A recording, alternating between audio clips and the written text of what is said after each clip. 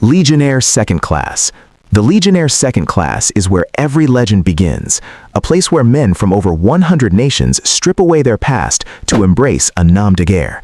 During World War II, these recruits were the ultimate gamble of the Free French forces.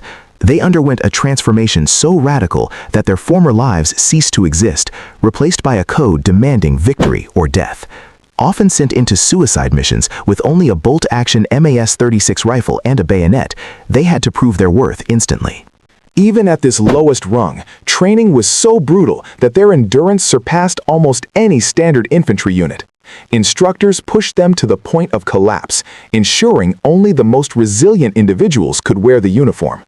They held the line at the siege of Narvik, enduring sub-zero temperatures that froze the oil in their weapons, yet they kept firing. This rank represents the raw foundation of the Legion, where a man is worth only his courage under fire. Even without a single stripe, these men carried the weight of an empire's survival. Legionnaire First Class. The transition to first-class Legionnaire is the first mark of survival, earned through blood and absolute reliability. In North Africa, these men were the backbone of the 13th Foreign Legion Demi-Brigade, often tasked with dangerous scouting. They were desert veterans, possessing an uncanny ability to navigate shifting dunes while avoiding deadly Axis patrols. Unlike regular privates, they possessed chilling efficiency with the FM-2429 light machine gun, requiring precision to avoid overheating. During the defense of Bir Hakeim, they held their fire until the enemy was within 50 meters to ensure every precious round hit. Their discipline under the psychological pressure of a siege kept the perimeter from collapsing under Rommel's assaults. This rank is a silent testimony that the soldier has looked death in the eye and did not blink. They represent the lethal expertise that turned outcasts into a feared fighting force. By this stage, the Legionnaire has mastered survival, becoming a weapon that functions perfectly even when water is scarce and hope is fading. Corporal. The corporal acts as the primary tactical engine, responsible for turning complex orders into direct action during a firefight. In Italian villages or French forests, a corporal commanded a small fire team, often being the first to breach fortified positions. They ensured every grenade and magazine swap was done with mechanical precision under German 88mm gun roar. Armed with MAS-38s or captured MP-40s, these leaders were specialists in close-quarters combat and urban clearing. A corporal's authority was based on leading by example, meaning they were at the front of every bayonet charge. During the liberation of France, they managed chaotic street fighting, keeping squads focused while snipers fired from every rooftop. By this stage, the corporal has proven they can maintain tactical control when the chain of command is severed. They operate independently, making split-second decisions that prevent a total massacre of their unit. This is the first level of true leadership, where the responsibility for 8 other lives rests entirely on one man's shoulders. Caporal Chef. The Caporal Chef personifies the old guard, embodying grit that comes from years of surviving the impossible.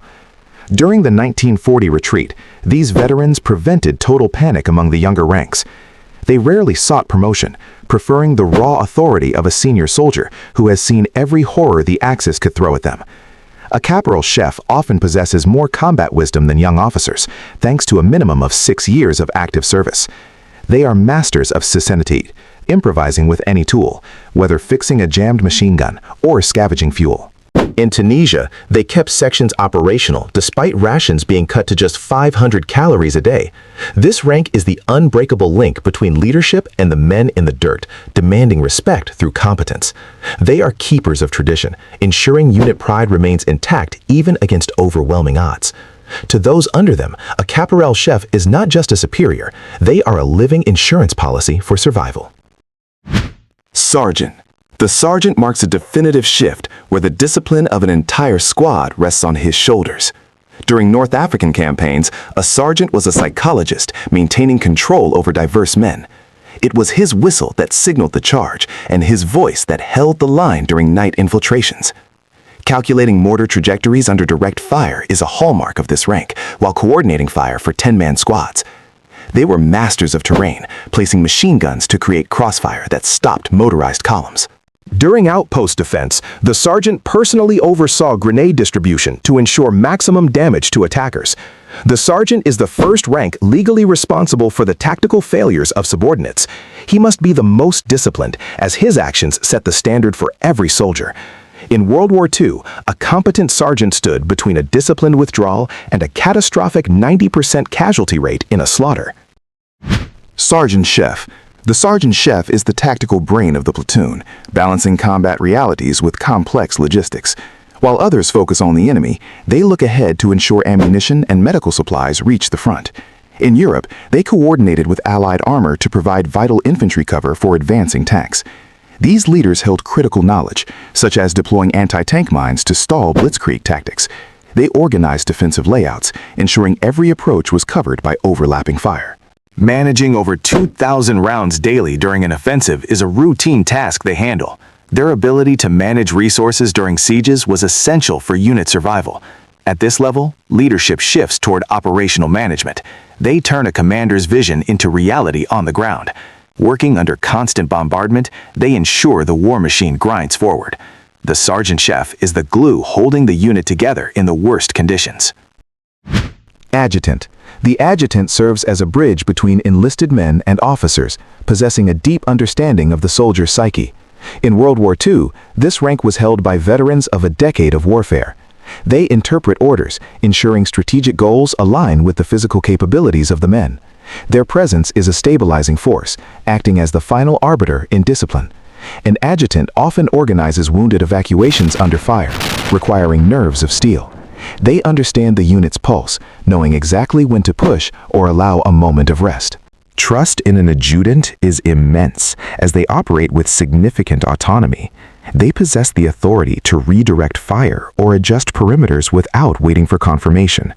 This rank represents practical wisdom distilled into decisive action. To a legionnaire, the adjutant is the voice of reason amidst frontline madness. Adjutant Chef. The Adjutant Chef is a master of military science whose word carries immense weight. These legendary figures often spent 20 years in uniform before reaching this status. They possess encyclopedic knowledge of enemy tactics, identifying German units by their mortar rhythm. In battle, the Adjutant Chef advises the captain, providing a reality check to theoretical plans.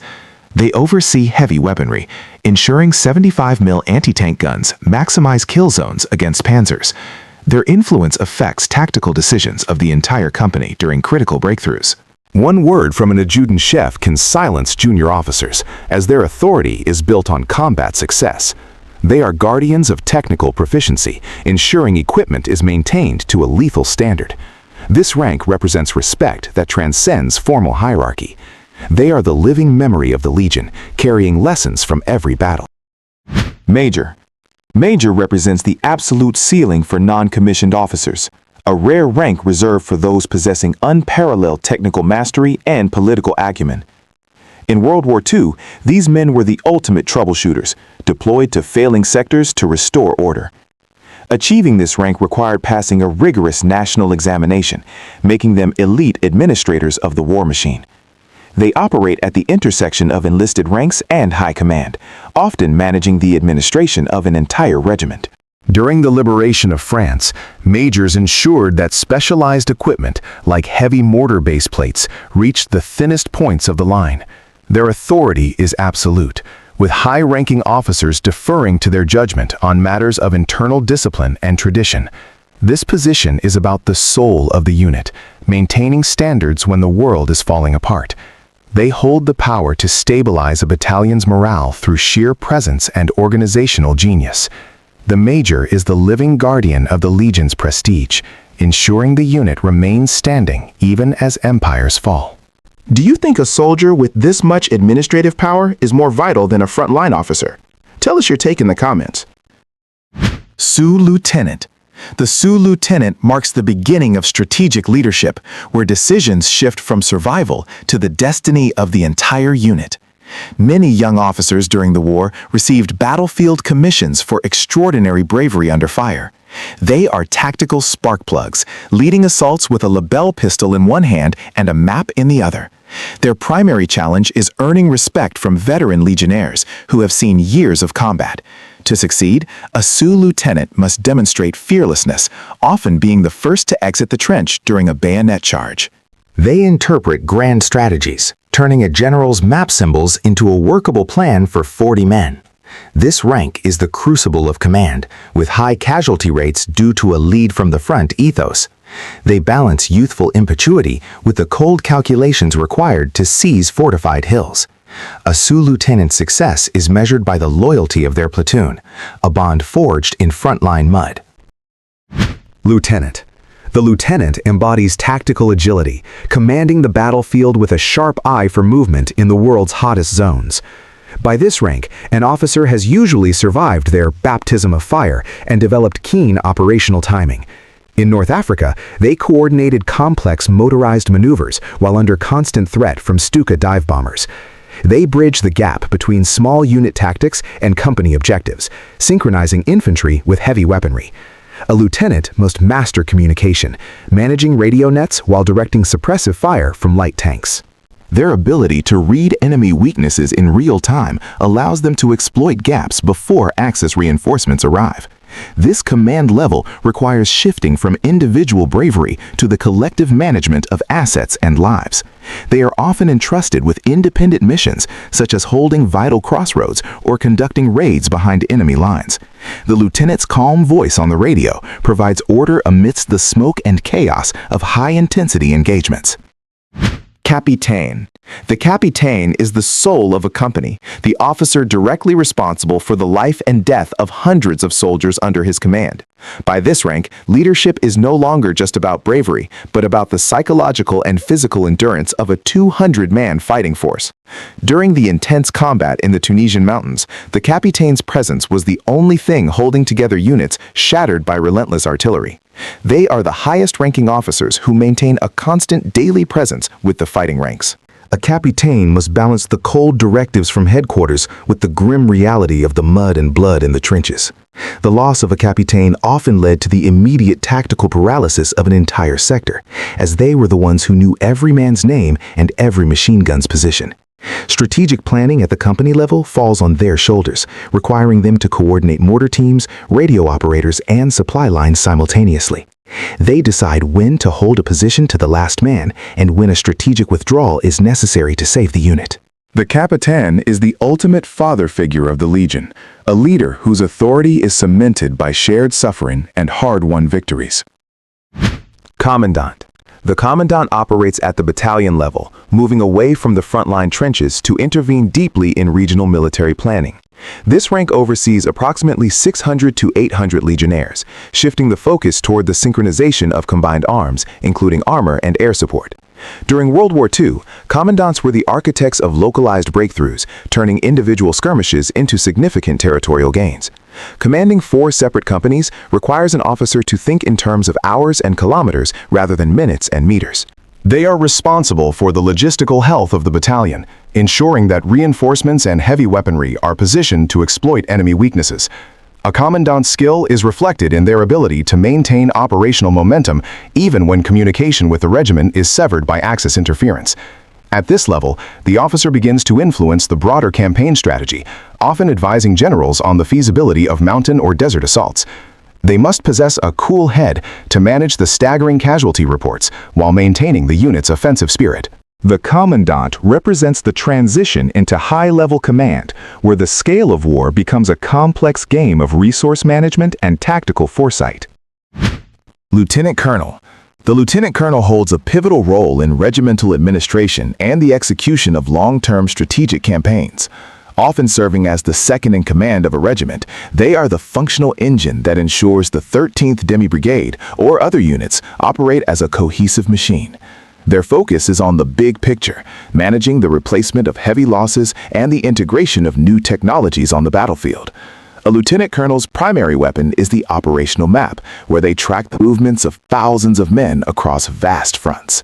During the liberation of Europe, they were the ones who meticulously planned the river crossings and urban sieges that broke the back of Axis defenses. They work in the shadows of the colonel, handling the grueling details of military justice, long-range supply, and the rotation of exhausted battalions. This rank demands a mastery of staff work and the ability to project force over weeks rather than days. They are the guardians of the regiment's long-term survival, making the difficult decisions that prioritize strategic objectives over short-term glory. To the Legion, the lieutenant colonel is the silent strategist. The man whose behind-the-scenes work ensures the unit is always ready for the next impossible mission. Colonel. The colonel stands as the undisputed head of a regiment, a symbol of power for every soldier. In the Legion, this rank carries mythical status as the guardian of the regimental flag, a sacred object protected with lives. During Italian campaigns, the colonel's resolve decided whether a shattered unit would reform or collapse. While lower officers handle tactics, the colonel manages the combat spirit of 2,000 men. Their authority is absolute, often operating as independent leaders on distant fronts. They are responsible for massive operations, coordinating artillery, tanks, and infantry into a single, lethal strike force. A colonel's legacy is written in battle honors added to regimental silk. They must inspire men who have lost everything, making the regiment their true home. This rank represents the pinnacle where military command meets historical legend. Général de Brigade. The Général de Brigade is the rank of great strategists who shape the entire service. Beyond the smoke, they focus on strategic deployment of multiple regiments across theaters. During World War II, they integrated the Legion into Allied structures, ensuring their unique skills were used effectively. Decisions influence thousands, balancing political necessity with the costs of large-scale offensives. A Général de Brigade must master high-level logistics, ensuring brigades remain combat-ready while moving across continents. They are architects of doctrine, adapting traditions to mechanized warfare and tactical aircraft. This rank is where leadership becomes statecraft, requiring understanding of international alliances. They decide which fronts receive reinforcements and which are sacrificed for victory. To men in trenches, the general is a powerful figure whose orders change the war's course. Général de Division. The Général de Division stands at the highest peak, making historic decisions for the Legion. This is the rank of the commandant of the Legion, answering directly to the French government. In 1944, these leaders decided the Legion's role in liberating Europe and crossing the Rhine. They managed the long-term vision, from recruitment to strategic preservation of identity amidst global upheaval. A Général de Division ensures the Legion survives as an institution for the next century. Their power extends over every training camp and soldier wearing the white kepi globally. This rank represents absolute authority, where every word becomes part of storied history. They are the final arbiters of honor, responsible for significant tactical and moral choices. The Général de Division ensures Legio Patria Nostra remains a reality through history's darkest hours. Thank you for journeying through the iron hierarchy of the Foreign Legion with us. If this breakdown brought the history of World War II to life for you, please like and subscribe to support our channel. Which of these 17 ranks do you believe faced the hardest trials? Share your thoughts in the comments below.